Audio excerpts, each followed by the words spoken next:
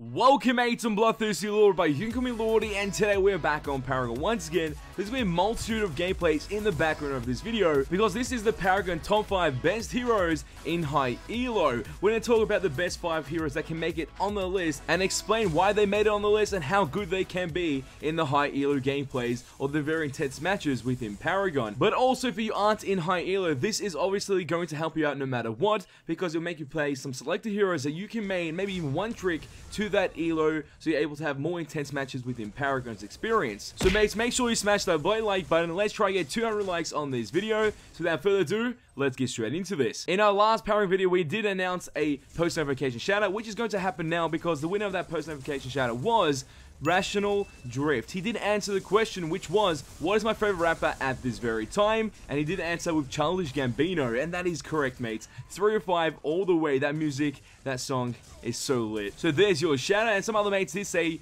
Uzi Vert as well, which is pretty sick because I've been listening to him a lot as well, but I think people consider him to be more of a hip-hop artist instead of a rapper, but that doesn't matter. What really matters is the topic at hand, and that is the top 5 best heroes in high elo. These heroes have made the list due to the fact of their abilities and their kit, not because of the builds, because the majority of the time that does change, and then within version 42 coming right around the corner in 2 weeks or 3 weeks from now, that could change once again, causing these heroes to be in flux if they make it to the top 5 best heroes in high elo that time, or they might not be ever heard of once again, but we shall see what happens. And also, these heroes aren't biased picks, because if they were, then I would have been able to place Kalari at number 1 at every list that I did make for my top 5 series on Paragon, which obviously isn't the case. So that's why we try to keep with the statistics and pretty much ideas of why these heroes are up there and explain them throughout this video. So a lot of explanation, a lot of knowledge will be passed over from me to you, so make sure you're ready to obtain this amazing amount of information. And everything that you pick up within this video, you can also apply in your own gameplay in order to win your matches quickly with those selected heroes. So we'll talk about the 5 heroes that made the list, and at the very end, we'll have some honorable mentions about heroes that were so close to making that list. So at number 5 of our top 5 best heroes in high elo does go to Lieutenant Belka, and she is a power punch indeed. She's got so much in her kit that's going for her at this very moment, and also most likely in the future, but right now, her abilities, her kit are perfection, because she's able to drain all the resources and mana from her enemy laner in the mid lane or off lane, whatever lane you desire to play her. Majority of people do pick her in the mid lane because that's her most effective lane. Void Drone gives her a lot of control within lane phase, followed up by using Void Bombs and her ultimate for burst damage, and obviously they scale in different ways. Obviously Void Bomb you can't go wrong with, AoE burst damage, beautiful mates, does so much in team fights. And then obviously you got your only form of CC, which is a hard knockup. Really great in specific situations, like if the enemy laner or enemies are trying to jump you or pretty much try to kill you, you can use this to pretty much slow them down and obviously knock them up and then run away from that fight. Or you can even engage with this if you have an opportunity to teleblink into the enemies and then smash your ability down and knock up the area in front of you to get some kills, or hopefully have your team chase the opponent that you've picked up or catched out with your knockup ability, and then you can obviously kill the enemy pretty quickly. Really great ability. Her kit works out really well. If you're very technical with kits and you like heroes like Lieutenant Belka that has control and damage and burst, she's really great. Obviously, mid lane is her best lane, so make sure you play her. Her win rate's always in flux from 50% to 53%, so obviously it's always in that range. But if you understand how to apply a kit in every scenario, you should be able to win your matches quite easily. Then we move on to number 4, and that does go to Quang. Quang is a very interesting character. He's a fighter, he's tanky, and he does a lot of damage at the same time, depending on how you build him. Obviously, we don't care about the builds right now, because we're going to try to focus on his kit. And the abilities within that kit are insane. He has a tether mechanic, which is a long-range tether, so he's able to pretty much tether someone to his sword, and then teleport towards that with his ultimate to do area effect damage, and just destroy targets pretty quickly with just that ability alone, and the ability combo right there. Then you have another ability that does like a little AoE effect of damage around him, followed up by his ability that does provide him with sustain through lifesteal and armor. It's pretty sick. His win rate at the moment is around 52 to 54%. It's always within that range, and he's really great at being an initiator and a ganker, and he can also fall into the roles of offlane and a jungler. Those are his best roles by far. You can also play him as a support if you feel like, or even a mid lane if you feel like, but most likely those roles aren't the best for him. The other roles are really more effective when using Quang. You can use Quang's tether mechanic for special interactions between enemies. Say if you tether a Giddy and he's trying to use Torn Space, which is pretty much his blink ability within his kit. He can't really blink away because once he uses it, he's going to be pretty much pulled back towards the sword's location because of the tether mechanic. It's really interesting because once you've actually caught an enemy, they're pretty much a sitting duck until the tether mechanic duration has been pretty much completed. Then obviously they can escape. If they can't by then, majority of the time, they're going to end up being dead because your team can follow up that tether mechanic sword ability, or pretty much you can follow that up with your ultimate to do damage within the area and also slow any other targets and the target that's been tethered with your ultimate. Quang's abilities within his kit are a masterpiece. They work well, there's synergy, and pretty much there's no reason not to use them at all because it's really effective. So that is why he's at number 4 of the top 5 high elo list. At number 3, we do have Greystone. Greystone, obviously, many people see him as the noobish hero. If someone that did come to Paragon, that could be their start hero. That is correct.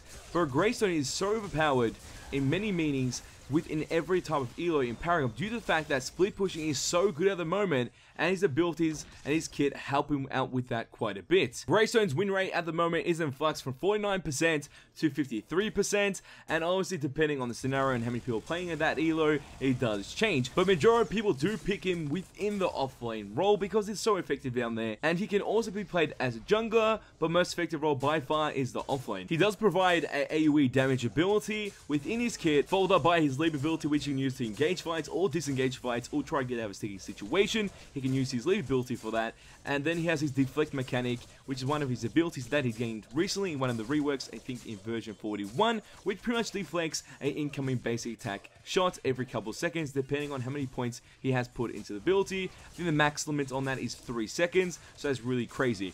Obviously, all that together is sounding pretty good. He can do damage, he can leap away, and he can also tank a bit of damage here and there, depending on the duration of every fight that he's trying to go into. Then his ultimate makes him come back to life once he dies, and that is insane. And if you put that all together, he's pretty much a nuisance to your team, because if you try and neglect him, then he jumps on your carries and does damage to your carries, and they can't really get away, your carries are going to die, so you have to try and stop him. But at the same time you're trying to stop him, the enemy Greystone teammates, which most likely are the safe lane carry role and their support, are trying to kill your team and shred them apart. And because you just wait a couple more seconds to try and kill the enemy Greystone, his teammates, or that Greystone teammates, will just annihilate your team. Then you're left alone, trying to stop that Greystone from killing anything else, but you will notice that your carries are dead as well. So it's just a bad predicament to be in at all times, because Greystone can jump towards your carries quite easily, unless you're not slowing him down with your CC abilities, which CC stands for crowd control. But on the other hand, if you're playing Greystone, you're having a fun time destroying the enemies, and that is why Greystone has earned the 3rd position on this list. Now let's move on to the 2nd position of the top 5 best heroes in high elo, and that does go to Gideon. Gideon, his most effective role by far is the mid lane, but can also be played within the off lane if you do desire to do so, but by far mid lane best option, because he's able to provide so much damage with his Cosmic Rift, providing him burst damage alongside his ability Burden, which slows down a target and does damage over time. Then you have your teleport ability, which is Torn Space. You can be able to escape fights quite easily, or engage fights if you desire, depending on that situation. Then your ultimate. Oh my god, this ultimate is such a beast-like ultimate.